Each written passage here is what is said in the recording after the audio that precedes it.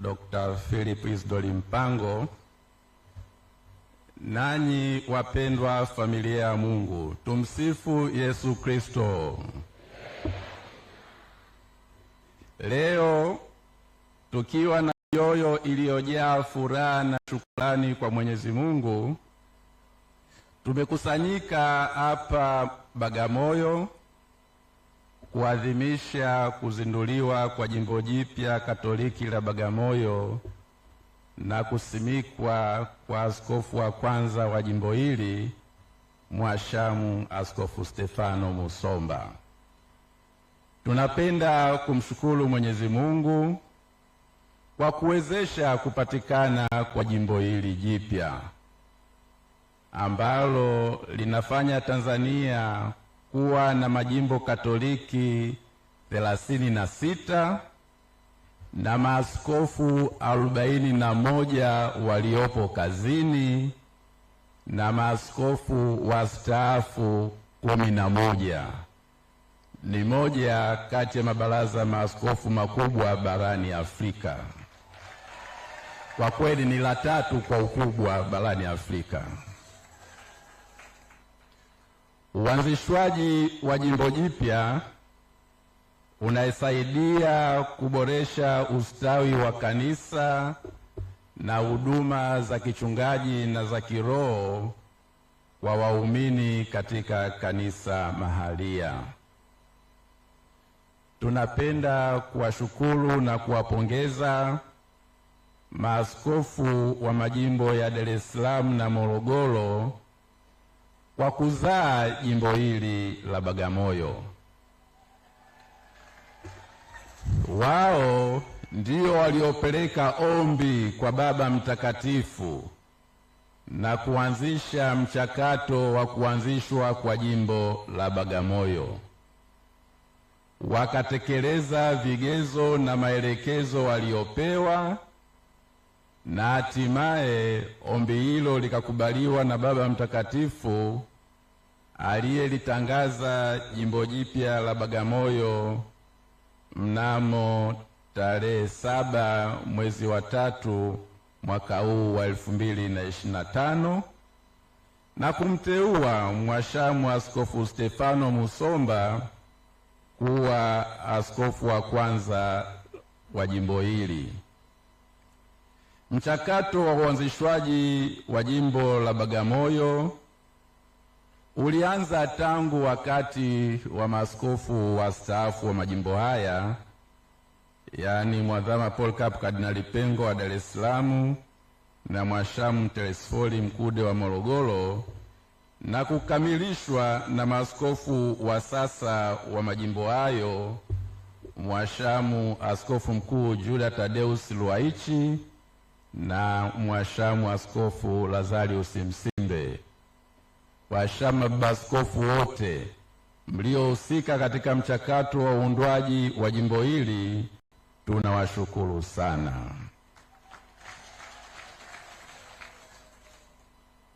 Mheshimiwa Makamu wa Rais wa Jamhuri ya Muungano ya Tanzania, ndugu waamini na wageni wengine waalikwa, Kanisa Katoliki jimbo hili la Bagamoyo ndiyo mlango wa imani na mama wa uinjilishaji Tanzania bara.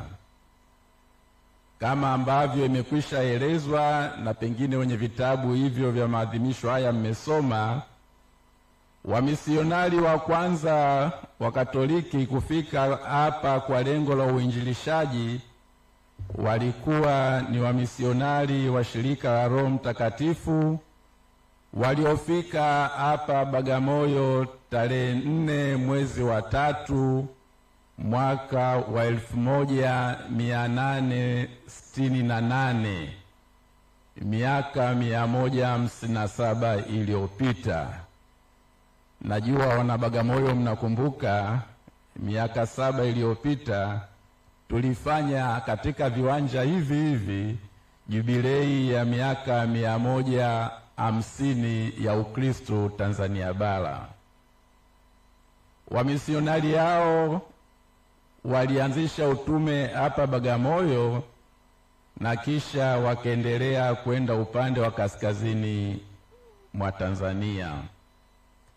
Waamini wao wa kwanza walikuwa ni watumwa waliokombolewa ambao waliwafundisha elimu ya ufundi na mafundisho ya dini Katoliki. Kutoka hapa Bagamoyo, imani Katoliki ikaenea maeneo mengine ya Tanzania. Leo kwa furaha tumeshuhudia kusimikwa kwa Mhashamu Askofu Stefano Musomba kuongoza jimbo hili la kihistoria. Baba Musomba, hongera sana kwa kuwa askofu wa kwanza wa jimbo hili jipya la Bagamoyo lenye historia na utajiri mkubwa wa kazi za kimisionari na uinjilishaji hapa Tanzania. Tupo hapa Bagamoyo ambapo ni mlango wa imani huku Tanzania bara na ni kituo cha hija cha kitaifa. Tupo hapa ambapo makaburi ya wamisionari wa mwanzo waliofika kueneza Injili katika eneo hili yapo hapa. Nadhani waamini wakati mnakuja huku mlipita kwenye eneo la makaburi, baadhi ya waliolala pale ni wamisionari wa mwanzoni sana waliokuja kufanya kazi ya uinjilishaji katika eneo hili. Hivyo Baba Musomba, umezungukwa na nyenzo za kiroho za kukusaidia kuchota nguvu katika kufanikisha kazi zako za kichungaji. Unao waombezi mbinguni na duniani watakao kusaidia katika utume wako. Tunakuombea utume mwema uliojaa baraka, fanaka na matunda mengi ya kiroho. Tunapenda kuwaomba mapadri, mashemasi, watawa, makatekista, viongozi wa halmashauri za walei, vyama vya kitume na waamini wote wa jimbo hili jipya la Bagamoyo, mstawishe umoja na mshikamano katika kuishuhudia imani na katika kuliendeleza jimbo hili lenye historia kubwa ya kazi za uinjilishaji. Dumisheni umoja miongoni mwenu na pia muombeeni askofu wenu na kumpa ushirikiano mkubwa katika utekelezaji wa majukumu yake ya kichungaji na kimaendeleo. Wapendwa waamini na wageni waalikwa, taarifa inokuja sasa hivi pengine wengi wenu ndio mlikuwa mnaisubiri. Wengi wenu mmesikia au kusoma taarifa za kuvamiwa, kushambuliwa na kujeruhiwa wa katibu mkuu wa Baraza la Maaskofu Katoliki Tanzania, Padri Charles Kitima, tukio lililotokea tarehe 30 mwezi wa 4 mwaka wa 2020 katika makao makuu ya Baraza la Maaskofu yaliyopo kule Kurasini jijini Dar es Salaam. Napenda kuwajulisha kuwa Padri Kitima bado anaendelea na matibabu na hali yake inaendelea vizuri.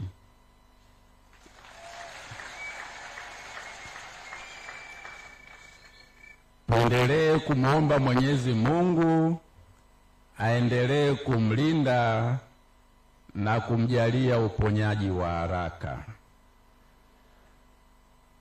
Sio lengo letu kuelezea jinsi shambulio hilo lilivyotokea, bali tunatafakari na kujiuliza ni nini hasa kinachoshambuliwa kwa tukio kama lile. Je, anashambuliwa mtu, taasisi au taifa? Nadhani vyote hivyo vitatu vimeshambuliwa. Mtu ameumizwa, makao makuu ya Baraza la Maaskofu yamevamiwa, na heshima ya taifa imejeruhiwa. Shambulio lile halikuwa la watu waliotaka kumpola mali au fedha, bali lilikuwa ni shambulio la watu waliotaka kumpora uhai wake, uhuru na haki yake ya kuishi, kusema na kutenda kadiri ya dhamiri, imani na wito wake aliojaliwa na Mwenyezi Mungu. Shambulio alilofanyiwa Padri Kitima ni shambulio dhidi ya heshima na sifa ya taifa letu. Wanatuvunjia heshima watu hawa kama taifa. Sisi tunajulikana kuwa ni kisiwa cha amani na umoja, na shambulio hilo limewapa watu nafasi ya kutukejeli na hata kuwasema vibaya viongozi na vyombo vyetu vya usalama. Tunaomba basi mamlaka na vyombo vinavyohusika walifanyie kazi jambo hili kukomesha maovu haya ambayo yamekuwa yakijirudia mara kwa mara katika nchi yetu. Tunashukuru kwa taarifa ya serikali. Nilimsikia jana waziri wa mambo ya ndani akiahidi kulichukulia jambo hili kwa uzito mkubwa. Watanzania wanataka kuona maovu haya yanakomeshwa na wahusika wanashughulikiwa kwa mujibu wa sheria.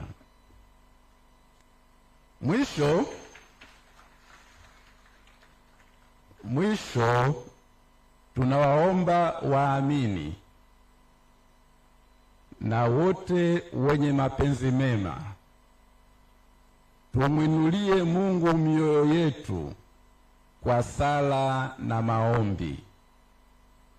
Tumwombe Mwenyezi Mungu atujalie haki, amani, uhuru, upendo na umoja vistawi tena katika nchi yetu.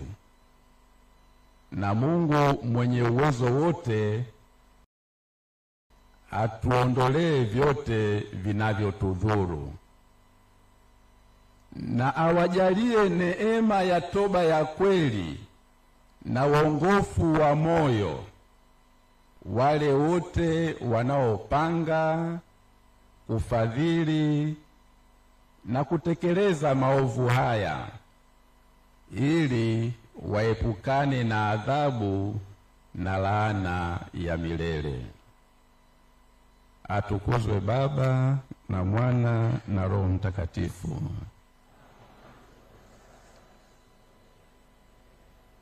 Bikira Maria mama wa Mkombozi, Bikira Maria afya ya wagonjwa, Bikira Maria malkia wa amani.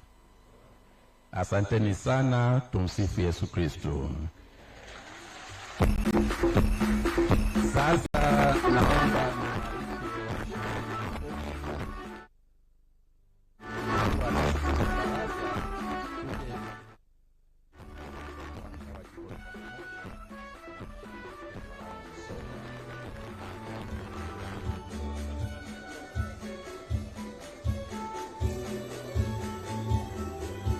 kama vile vile wakuu